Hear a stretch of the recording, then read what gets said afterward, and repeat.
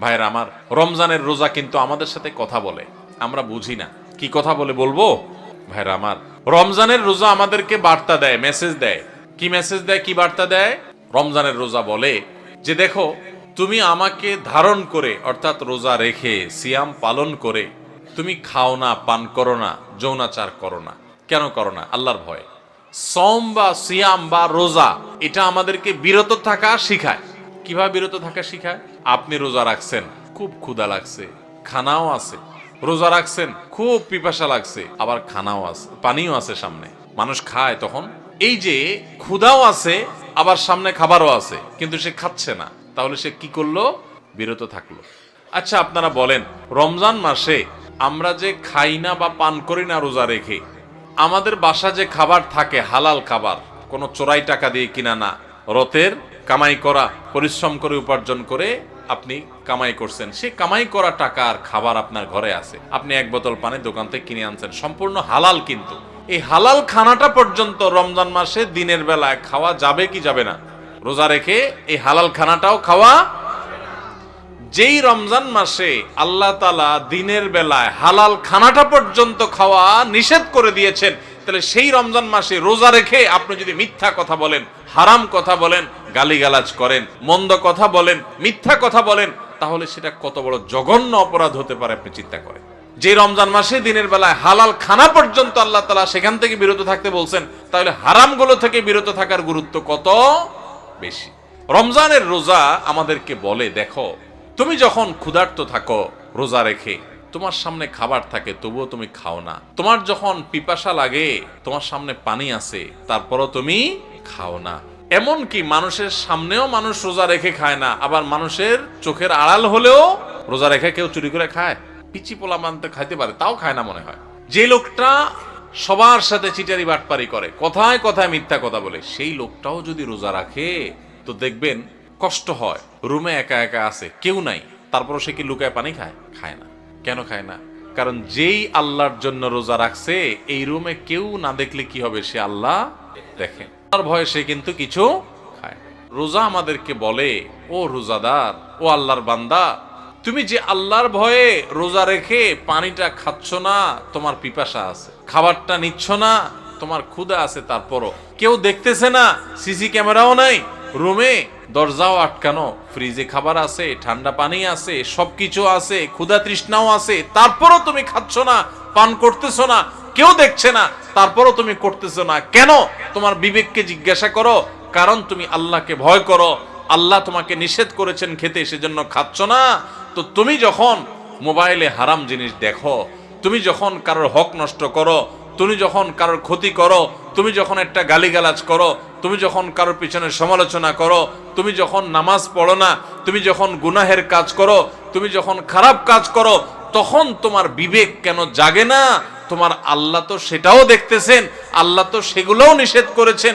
যেই আল্লাহর নির্দেশ মানার কারণে তুমি রমজান মাসে রোজা রেখে ক্ষুধার্ত পিপাসার্ত থাকার পরেও মানুষ না দেখলেও পানাহার করো না, তাহলে সেখানে মানুষ না দেখলে চুরি করে মোবাইলে হারাম জিনিস দেখা, হারাম কাজ করা, এগুলা তুমি কিভাবে করো? আমাদের রোজা আমাদেরকে এই কথাটা সারাদিন বলতে থাকে।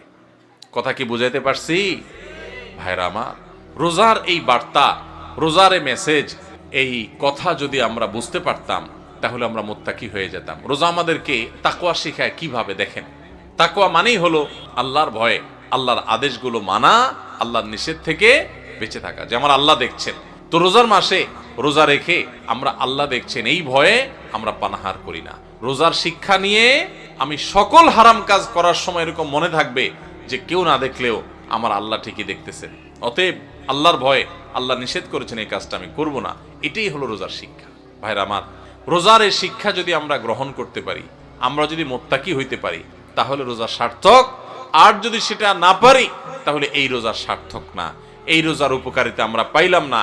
এই রোজা আমাকে মুত্তাকি বানাই নাই, যেই রোজা আমাকে ভালো মানুষ বানাই নাই, যেই রোজা আমাকে অন্যায় থেকে বাঁচাই নাই, এই রোজা আর উপবাস থাকার মধ্যে খুব বেশি পার্থক্য নাই। আমার কথা না, আমাদের প্রিয় নবী সাল্লাল্লাহু আলাইহি সাল্লামের কথা। তিনি বলেছেন, মাল্লাম ইয়াদা কাওলাজ যুরি ওয়াল আমালি বিহি ফালাইসা লিল্লাহি হাজা আন ইয়াদা তাআমাহু ওয়া শারাবাহু।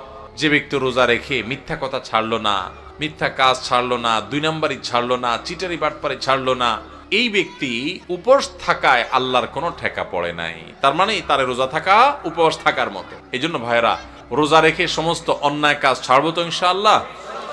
আল্লাহ আমাদের সবাইকে তৌফিক দান করুন। রোজা থেকে আমরা শিক্ষা গ্রহণ করব, রোজা থেকে আমরা মেসেজ গ্রহণ করব, বার্তা গ্রহণ করব। রোজা আমাদেরকে কি বলে সেটা বোঝার চেষ্টা করব। রোজা আমাদেরকে বলে, বান্দা তুমি এই যে আল্লাহর ভয়ে পান আহার থেকে বিরত থাকতেছো রোজা রেখে, এখান থেকে তোমার তাকওয়ার ট্রেনিং হচ্ছে, তাকওয়ার প্রশিক্ষণ হচ্ছে, যে তোমার চাহিদা আছে, খাবারও সামনে আছে, খাচ্ছ না। দেখেন, মাগরিবের আজান হবে, সূর্য ডুববে, সূর্য ডুবার পর মুয়াজ্জিন সাহেব আজান দিবেন, আমরা সামনে খাবার নিয়ে, ইফতার নিয়ে অপেক্ষা করি। সবার ক্ষুধা থাকে, তাই না? এই যে ক্ষুধার্ত অবস্থায় সবার সামনে খাবার আছে, সবগুলো মানুষ যদি রোজাদার থাকেন, কেউ কিন্তু খাবার খায় না, খায়? সবাই বসে আছে। কিসের জন্য? কিসের অপেক্ষা বসে আছে? আল্লাহর নির্দেশ হবে, সূর্য ডুবলে তখন খাওয়া যাবে, আল্লাহর পারমিশন হবে, এটার জন্য কি করতেছে? সে বসে আছে। আল্লাহু আকবার। এখান থেকে শিক্ষা নেই আমরা, আমার সামনে যখন কোনো টাকা পয়সা কামাই করার সুযোগ আসবে, আপনি একজন দোকানদার মানুষ, দোকানদারি করেন, আপনি দোকানদারি করার সময় আপনি চিন্তা করবেন, আমি আমার কাস্টমার থেকে যে 10টা টাকা নেব, লাভ করব, এখানে আল্লাহর পারমিশন আছে কিনা। আপনি যদি ইন্ডিয়ান মশারির ডালের সাথে দেশি মশারির ডাল মিশায়া বিক্রি করেন এবং সেটাকে দেশি মশারির ডাল বলে বিক্রি করেন, তাহলে এখানে কি আল্লাহর নির্দেশ আছে না নাই? আল্লাহর নির্দেশ আপনার অবৈধ কাজ করার, 2 নম্বরই কাজ করার, প্রতারণা করার, মিথ্যা কথা বলার পক্ষে কি আল্লাহর নির্দেশ আছে? তো আপনার রোজা রেখে এই যে ইফতার করছেন না, কেন করছেন না? খাই ফেলেন না, কেন খাচ্ছেন না? কারণ এখনো আল্লাহর হুকুম। তাহলে ওই দোকানদারি করতে গিয়ে আপনি যে 2 নম্বরই করতেছেন, ওইটারও আল্লাহর হুকুম। আপনি এক জায়গা আল্লাহর হুকুম মানতেছেন, আর জায়গা মানতেছেন না, তাহলে বোঝা গেল আপনি খাঁটি মুসলমান হইতে পারেন নাই। যেই রোজাদার রোজা রাখার পর এই জিনিসটা শিখতে পারছে যে হাইরে, রোজা তো আমাকে বলে যে তুমি আমাকে রাখার পর যেভাবে আল্লাহকে ভয় করতেছো, এখান থেকে ট্রেনিং নিয়ে তুমি সারা বছর সব ক্ষেত্রে আল্লাহকে ভয় করে চলবা। আল্লাহ আমার জন্য হারাম করছেন, আমার কষ্ট হবে, আমার টাকার দরকার, আমার অনেক অভাব আছে, তারপর আমি 2 নম্বর পথে কামাই করব না। আমার অনেক জেদ হয়েছে, আমার অনেক গোসা হয়েছে, তারপর মুখ দিয়ে একটা খারাপ কথা বলবো না। আমার গায়ে অনেক জোর আছে, অনেক বাহুতে ক্ষমতা আছে, তারপরে একজনের প্রতি জুলুম করব না। এটাই রোজা আমাদেরকে শিখায়। ভাইরা আমার, সারা দেশে লক্ষ লক্ষ মানুষ আমরা রোজা রাখি, কিন্তু আমাদের জীবনে কোনো পরিবর্তন নাই।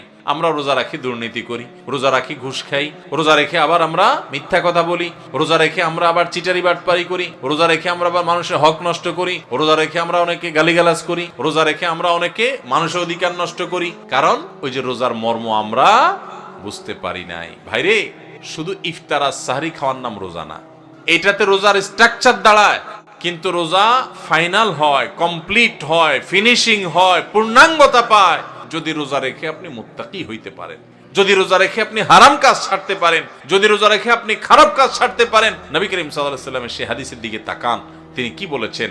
মাল্লাম ইয়াদা কাওলাজ জুরি ওয়াল আমাল বি, যে ব্যক্তি মূর্খতা সুলভ কাজ ছাড়লো না, মিথ্যা কথা ছাড়লো না, মিথ্যা কাজ ছাড়লো না, গুনাহ এবং পাপাচার এগুলা ছাড়তে পারলো না, ওই ব্যক্তির রোজা রাখা আর উপোস থাকা সমান। তার উপোস থাকায় আল্লাহর কোনো ঠেকা পড়ে নাই। অতএব এই বছরের রমজানে আল্লাহকে সাক্ষী রেখে আল্লাহর সাথে কথা দেয়, আল্লাহ এত বছর রোজা রাখছি, তোমার রোজার মর্ম বুঝি নাই, এই বছর আমি রোজার মর্মটা একটু বুঝে রোজাটা সঠিকভাবে রাখবো। চেষ্টা করা যাবে না ইনশাআল্লাহ?